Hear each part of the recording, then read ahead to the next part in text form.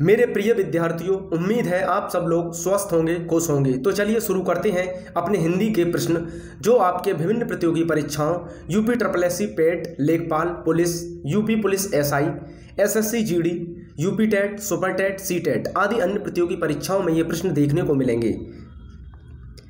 प्रश्न 1, बोली किसकी इकाई है? MP पुलिस SI 2017 की परीक्षा में यह प्रश्न आया था।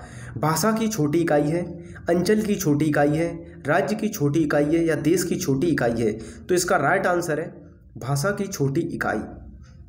प्रश्न अगला, वे भाषा किसे कहते हैं? छत्तीसगढ़ PSC 2017 की परीक्षा में यह प्रश्न आया था।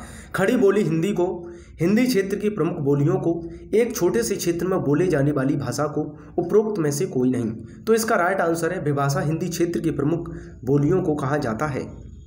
प्रश्न अगला, संविधान सभा में हिंदी को राजभाषा बनाने का प्रस्ताव किसने रखा? यूपी PCS 1999 की परीक्षा में यह प्रश्न आया था। गोपाल स्वामी अयंगर, सरदार वल्लभ भाई पटेल, डॉक्टर भीमराव अंबेडकर, पंडित जवाहरलाल नेहरू?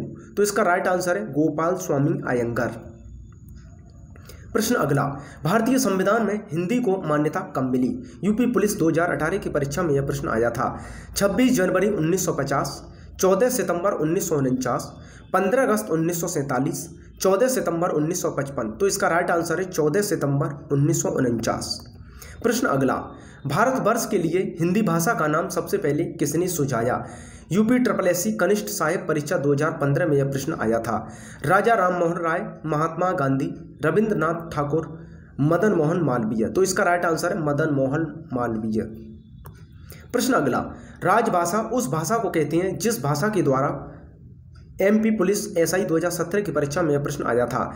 किसी राज्य के प्रशासनिक कार्यों को संपन्न किया जाता है, किसी देश के विद्यालयों के प्रशासनिक कार्यों को संपन्न किया जाता है, किसी देश में व्यापार किया जाता है, किसी देश की जनता द्वारा अपना विचार विनिमय किया जाता है? तो इसका राइट आंसर है किसी राज्य के प्रशासनिक कार्यों को संपन्न किया जाता है, ऑप्शन A।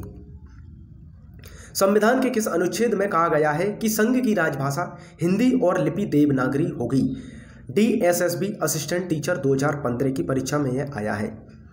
343, 344, 345, 346? तो इसका राइट आंसर है 343 अनुच्छेद।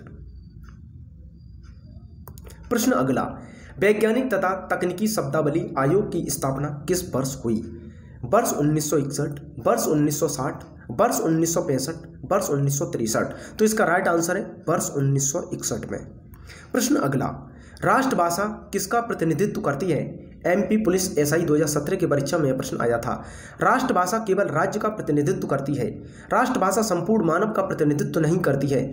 राष्ट्रभाषा संपूर्ण राष्ट्र का प्रतिनिधित्व करती है, राष्ट्रभाषा संपूर्ण राष्ट्र का प्रतिनिधित्व करती है। तो भैया ये नहीं वाले तो दोनों ही गलत हो गए। अब आपको सही में से देखना है। तो ये राष्ट्रभाषा संपूर्ण राष्ट्र का प्रतिनिधित्व करती है, राइट आंसर हो गया C। इनमें से कौन सी भाषा संविधान की 8वीं अनुसूची में सम्मिलित नहीं है? उत्तराखंड SSC वीडियो 2015 की परीक्षा में यह आया है। हिंदी, नेपाली, राजस्थानी, गुजराती? तो इसका राइट आंसर है गुजराती। आज के हिंदी के प्रश्न यहीं समाप्त किए जाते हैं। जय हिंद, जय भारत।